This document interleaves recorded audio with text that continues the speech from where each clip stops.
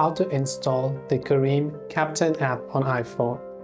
If you wish to install the Careem Captain application on your iPhone, it's rather quite simple to do so.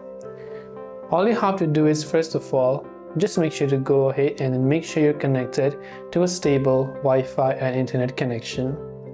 Once you've made sure of that, you will see this type of options. Now from here, what you have to do is go to your Play Store or your App Store, I would say, for iPhone.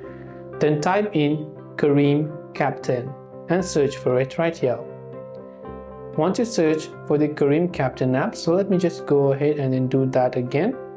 I'll just type in Careem Captain and search for it. You'll find lots of applications, and this is the official one that you want to download. Tap on the Get button if you have never installed it, and then you'll be able to go ahead and then install it. This way you'll be able to install the Careem Captain app on iPhone. I hope the video helped you out, and if you have any questions, feel free to leave them down below. Thanks for watching till the very end, and see you soon in the next video.